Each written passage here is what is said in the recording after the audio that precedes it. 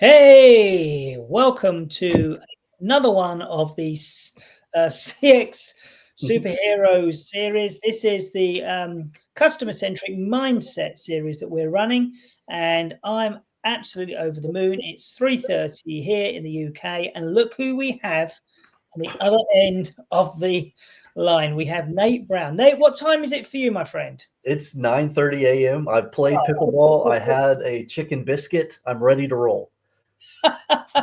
So you already you've been out, you've done your exercise, and you've had a strange biscuit, if you don't mind me saying. I'm used to something like a chocolate biscuit, not a chicken biscuit, but Oh, yeah. something I feed my dog. But that's good for you. Good for you. You got to get your protein in the morning, Christopher. Well, true. Yes, that is true. It's your protein, isn't it? Well, look, Nate, thank you so much for agreeing to join us on this particular episode. What we have done is identified 7 different superhero traits. Love them. We can get those up on the screen now. I just want to share those with you, and then we'll talk about the one that we're going to specifically dive into. So there we go. We have these 7. Now, these are customer-centric mindset traits. You can traits, behaviours, kind of activities. But over the course of the years, when I've interviewed CX leaders, these are the things that have kind of bubbled through to the surface as being really important with those leaders who are very progressive, very inclusive, very much focused on creating better outcomes for their customers.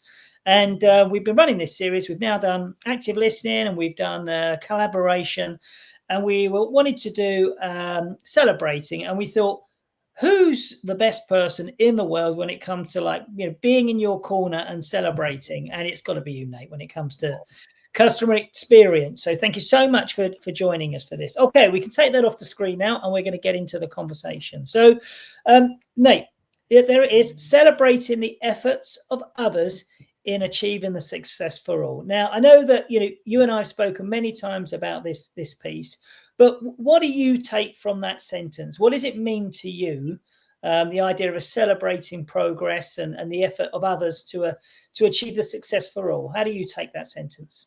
Yeah, and let me say how much I love this series. I think it's brilliant to be cultivating the type of mindset that you are cultivating inside of CX professionals across the world. You, Christopher, are a true CX superhero. Thank you for setting a high bar for all of us. It's really fun, and I love the little gamification element of it. I mean, what we're doing is exceptional. It's amazing the ways that we get to defend the brand promise of these organizations from the evils of inertia. And those superpowers you put up, they are it. I believe in that model so much. I think it's so cool. And it's a tremendous honor to get to talk about this idea of celebrating, cultivating the goodwill of what we're doing. I mean, in all the change models you look at, John Coder, ADKAR, there's something in there that's like celebrate quick wins or, honor momentum, that idea of developing momentum. Everybody loves playing for a winning team. And this, Christopher, I mean, this was not intrinsic to me. In my early days as a CX leader, it wasn't going super well. And I remember you were a friend of mine back in these days, working for a major safety science company. It's my first true CX role.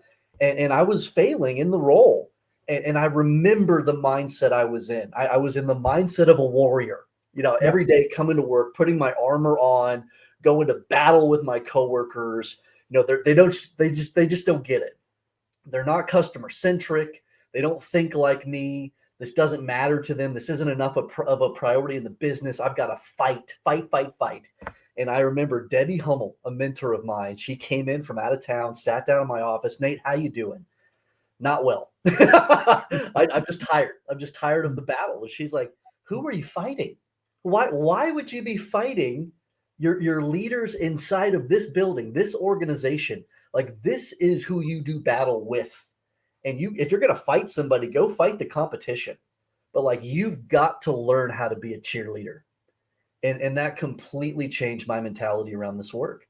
And from that day, I have been very intentional to understand the things that others are doing, what they're working on, what matters to them, and to be lifting them up and celebrating them at every moment that I can. And it has absolutely changed the nature of this work for me. Fabulous. I mean, that's a great admission there. Thank you for sharing that, Nate, because I think a lot of CX professionals are in that space of fix the broken, just make it work, not go from good to great, just get it right. And it's tiring. And in that space, sometimes I think you become a little uncomfortable or awkward about celebrating, because it's like we had something that fell over and we made it stand back up again. And people are like, so what? It's like, no, that fell over. Look how hard, look how many people it's taken to get that back up. Enjoy this moment, be grateful for it, and kind of, go forward. And it's that then other people in the organization see, I want a piece of that. I want to be part of that celebration. And it becomes like a really positive kind of, virus that spreads through the organization, is positivity. And then you can see, well, what's at the heart of all of this? Well, we did something customer-centric. Oh my God, that's the catalyst for this, isn't it? That's the catalyst. And you made a good point, becoming customer-centric, it does require change. I think sometimes in customer experience management, we take on too much of a responsibility of change. You can't, if a company is secretive about sharing information, you can't change that. It needs to change. But what you can actually do is you can constantly put the voice of the customer into the discussion. And I think what we've seen over the years is a recognition of a shift between that voice of the customer is when things go wrong. Yeah. So actually that voice of the customer can also be, hey, company, I think you're pretty great. You actually made my life easier today, or you made it better, or you helped me achieve the outcome I was going to achieve. And we really need to share that with our colleagues if we want them to value the work that they do. Yeah, you're so right, Christopher. I think we're trying to motivate people to do something special, to deliver exceptional experiences here. And there's a couple ways to do that. And sadly, amazingly, most organizations and leaders still default to this 1980s micromanagement form of babysitting, where it's just legacy performance management, which is important. And those fundamentals have to be there. But if we think, Christopher, about organizations and teams that actually do something great, and they have pride around what they're creating together, there is celebration. There is a connection there that they are actively celebrating and lifting up one another. And that's intrinsic motivation is what we're talking about to really make that happen. So it's moving away from some of those legacy whip crackers to more of the lifting up these mentalities and this culture of celebration. And VOC is absolutely one of the areas where we can and should do this. But so often it becomes a witch hunt, a friction. We're putting friction on a pedestal. And I was, not too long ago consulting with an organization. I know you've seen this too, Christopher, where you've been out there and I'm talking about the survey process. Hey, how are you getting feedback from your customers, looking at their voice of customer engine, to use that great Gene Bliss term. And the most interesting thing came up. Oh, well, if they give us a negative score, it opens up with this opportunity for the customer to express more qualitative feedback. And then we can react and respond to those negative comments. I'm like, oh, that's great. That's really important. What are you doing with all the positive comments? Oh, we're not really. Why would we bother with those? Like, what's the point of those? Yeah, absolutely. Absolutely. It's crazy. It's like, it's job done. We fixed the broken stuff and we've moved on. I think it's very difficult to, well, it shouldn't be very difficult, but it is quite difficult to transition into that mindset of saying, let's celebrate stuff. We work with an organization in Argentina, and they wanted to do this, but they realized what they needed to do was something quite dramatically different from what they'd done before. And they actually decided, and there's some good Gartner stats actually. Gartner says, I think 95% of companies collect feedback on their customers.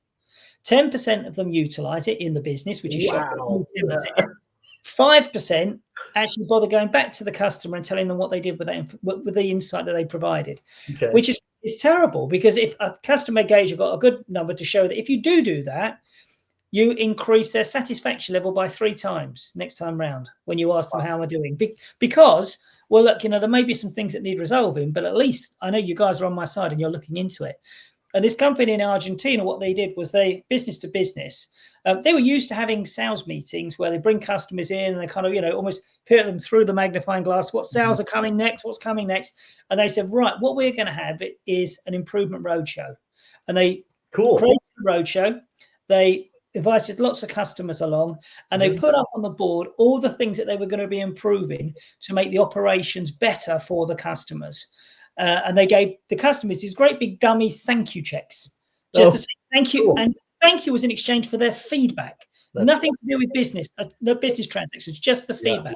Of course, the customer's like, I feel so valued. And, you know, my little voice has actually led to changes. I didn't realize everyone else thought these things needed improving as well. But even if you haven't got everything right, we're sticking with you because we know, unlike others, you're investing in us. Now, when you do that with customers, you then create something brilliant you can share on internal comms or share around the business.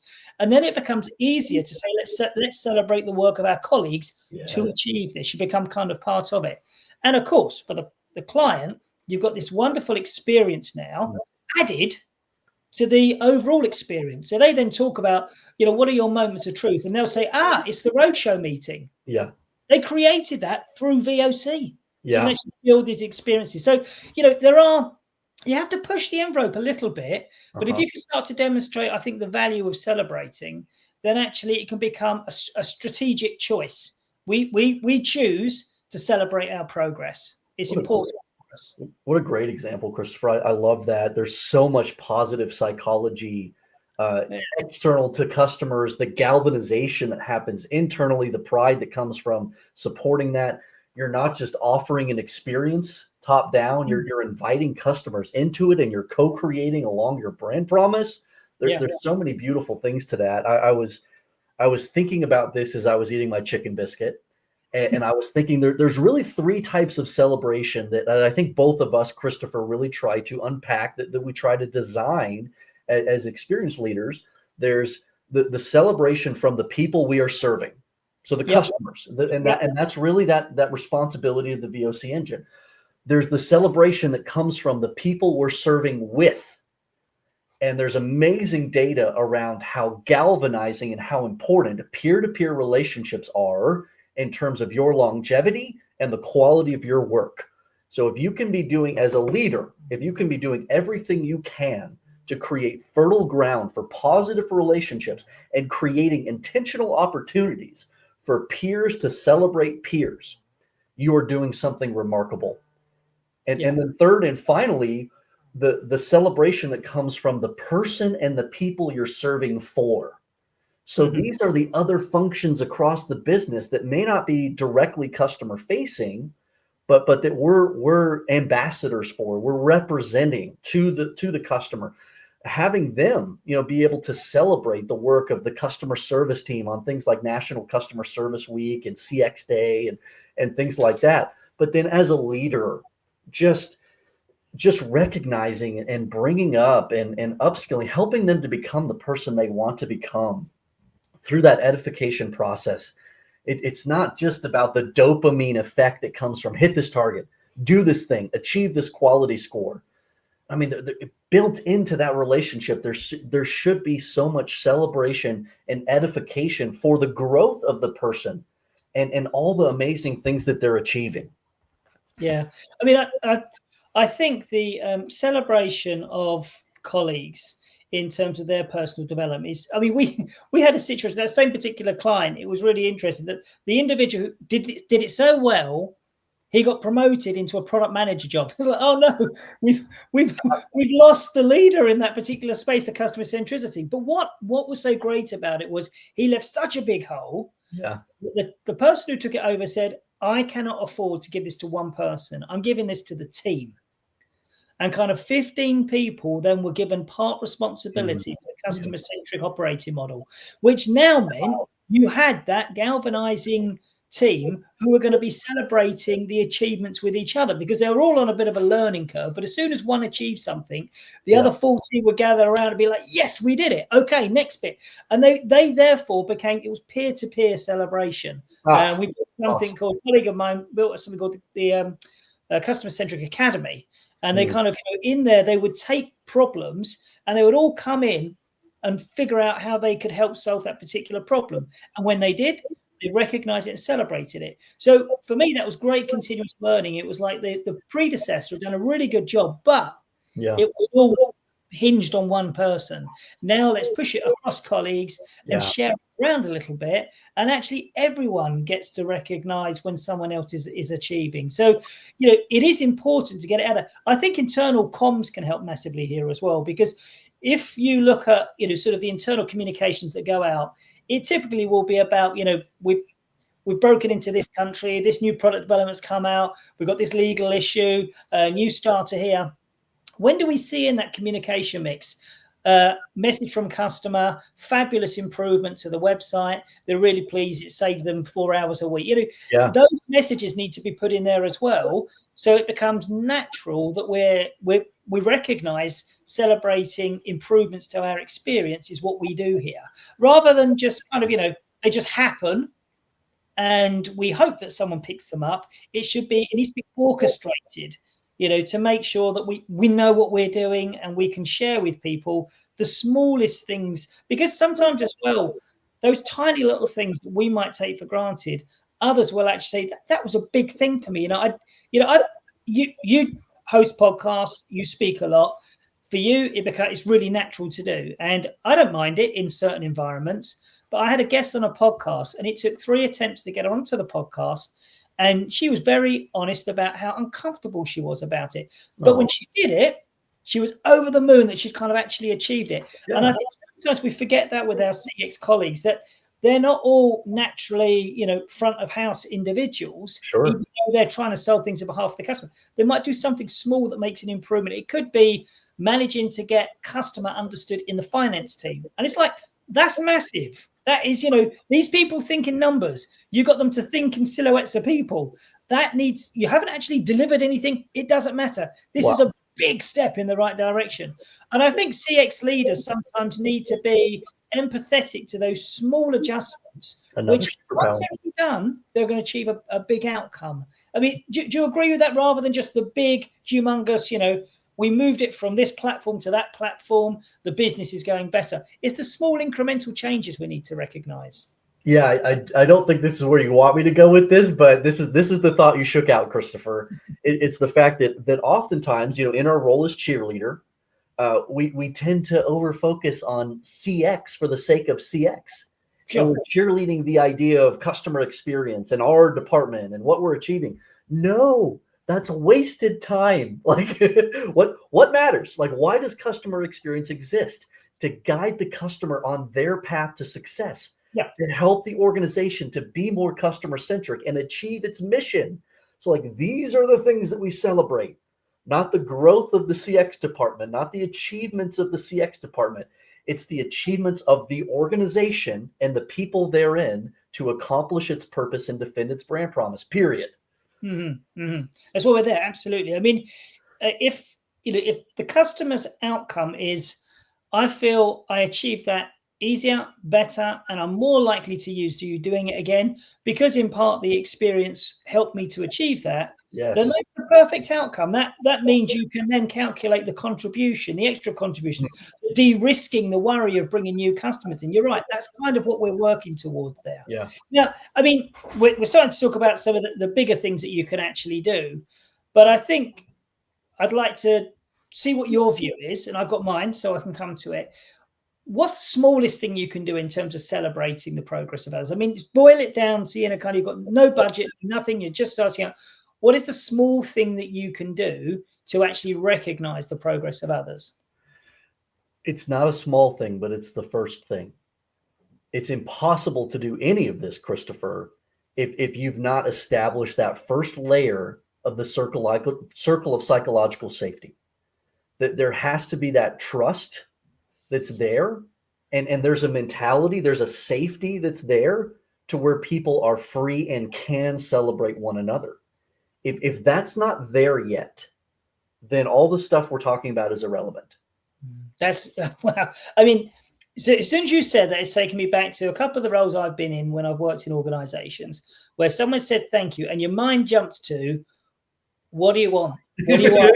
Yes. Hey, what's the trade here? Yeah, I mean, this is coming, isn't it? Thank you, but where's it coming? So you're right. You need to create that. So it just goes one way. It's just thank you, and that's the end of it. That was mine. One was kind of thank you. I want to share a story. A good friend of mine, Simon Gilbert, is a great lad, works for Sony and many other companies. He would watch the performance of his teams. And what he would do is he would identify individuals who everyone was saying, they're just killing it at the moment. They're absolutely delivering on behalf of customers. They're a great teammate to have. Or what he would do is he would drive to their house one morning and he would order their favorite coffee up, put it on the dashboard. He would pick them up and he would drive them to work, and they would do karaoke carpool all the way to work. So the two of them, and he'd record it, and it was like great fun. It was so spontaneous, and it was his way of saying thank you. So personal to them. Get a free lift to work, get a free coffee, and then just have fun. And for me, I think it's really important to think about you. If you're going to be recognizing your colleagues, you've got to bring your personality into that, because it's got to remain authentic. It's got to be very authentic to you. Therefore, it has to be, to your point, when you're delivering it for customers, we talk about kind of 4 layers of experience service design. You go through kind of essential, expected, empathetic, and then essence, which is your brand. If you're going to bring your brand into it, it's got to be consistent with the values and the positioning of your brand when you're thanking your customers. It doesn't, if all of a sudden, let's take, a telco company who perhaps, get a tough time in terms of customer service. If they were to rock up at your front door dressed like Mickey Mouse with balloons saying, thank you, you'd just go, this is weird. It doesn't work. It doesn't work. The internet. Then you can mess with this stuff. You've got to keep it authentic to your brand, haven't you? Which is a challenge. I mean, as a CX leader, you might want to let your personality burst out and say thank you to customers, but you want them to feel like this was a part of the overall experience. Yeah. I'm grateful for, and it contributes, rather than standing out as being, either disproportionate for my investment. A good example, we went out to a restaurant recently, and I'm not joking. Every time I moved my fork or I took a drink, the manager came over and said, "I'd just like to thank you for your customer. Thank you for your customer. Thank you." It's kind of like, it's just too much. All right. You've got to be authentic with this stuff. You've got to get the balance right. So, let's think about your world, Nate. I mean, what would be your branded kind of celebration? How would Nate Brown, the brand, do celebration of progress? Yeah, I mean, I would not have it be the Nate brand, because I'm a weird dude, Christopher, as you know very well. So what I come up with is not going to be it. Yeah. So I'm relying on a couple things. So I'm relying that I know this person, that I've earned the right with them, and I know what would feel good to them and how I can authentically celebrate them. There are some people that love being put up on a pedestal publicly. There are some people where, like, as an example, that karaoke ride would be a literal nightmare for them to have that recorded. So it's knowing that person, knowing their personality, and what's going to be intrinsically motivating for them, and that they can appreciate that. That's one. Then, instead of the Nate Brown personality, you've got the brand personality. And there's this thing that we're getting to achieve together, that we're doing together. So, like, one of the biggest ways that I have shown appreciation in the past is by giving more work. Sure. And I was thrilled when I heard this from Neil Dehlin, the brilliant mind behind Chorus Tree Consulting, just one of the smartest people in the field. And he talks about how he rewards people by leveling them up and making the work harder and giving them new, unique opportunities. That's how he expresses his gratitude, because he hires people that are motivated by that, and having that possibility and becoming the person you want to become, those intrinsic motivators, that is how they want to be celebrated, is by being given more. But we've got a piece we do here at Lexington called ABCD. Yeah. And basically, it's the things you love doing, the things you like doing, the things you have to do, and things you don't want to do. And actually, to your point, we discovered one of our colleagues, Rodrigo, who you know very well, he loves complex things.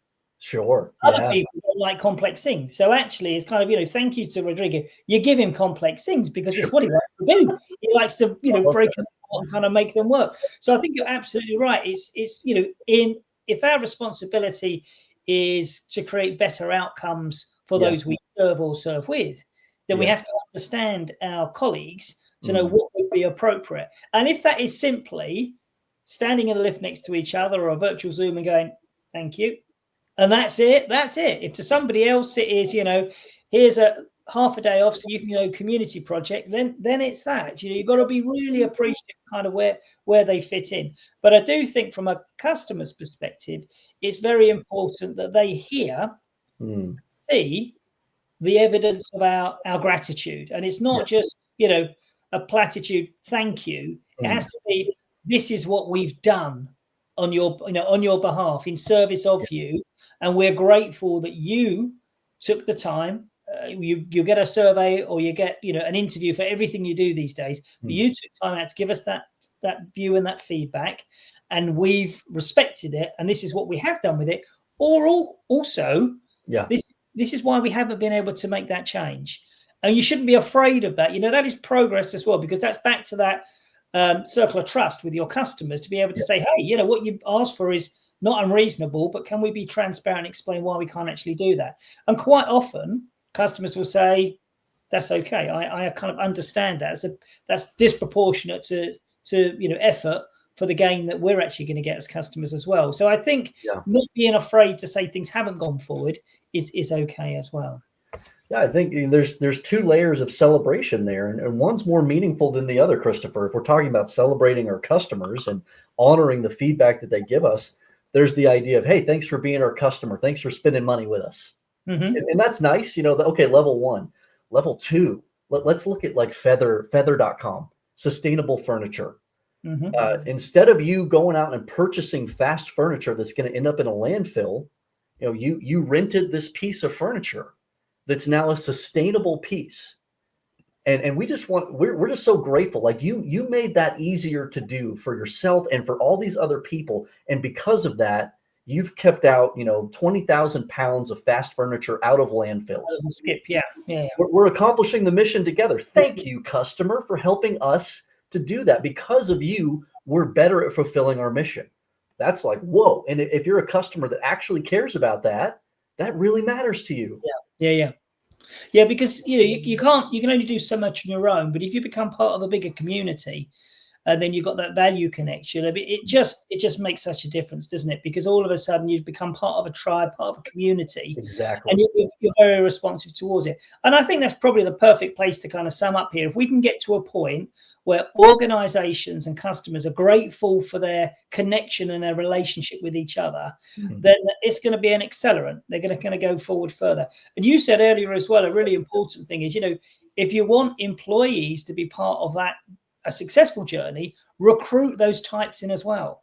Don't recruit and then have to kind of convert these individuals. Bring people in and say, I see the way ahead we need to go, and I'm with you on that. That's the journey we need to go on. Because the celebration will just be much more authentic. It'll be much more natural, and the things you're celebrating will all be milestones in the right direction as well, kind of pushing forward and progressing. Well, Nate, I've really enjoyed having this time with you. It's a really important topic. I'm glad you are. You're a cheerleader for it, because when we see you on social media, you're always saying about let's celebrate the great work that we do. Let's be grateful for the industry we're in, and make more of it. And I think if we can lift people out of that position, which is, we're here to fix the stuff that's broken, and just move on and fix the stuff again, you never get to that point of kind of celebrating the great work that people are doing. So thank you for that mission that you continue to, or that torch you continue to carry. And rest assured, on the other side of the pond, we're behind you on that as well, Nate. Well, thank you, Christopher. I feel it. Love this series. As mentioned, thank you for everything you're doing. Just awesome. Well, you're welcome. You're welcome. Now, just mentioning the series, next up, we are going to be looking at experimenting. And the best person I could find in the world for that is Robert Rasmussen, the inventor of Lego Serious Play. Oh, cool. So I had the fortunate thing spending a week with him back in the end of last year, and he's an incredible individual. It's all science. It's all science about how you get more people involved in decision making by experimenting and using your hands to create decisions rather than talking, and you free your brain up when you use your hands. So very much looking forward to that one, as I have been for this, Nate. So thank you so much Thank you for everything you've done for us in the Customer Experience World Games, of course, over the years. Always grateful for that. And wish you and your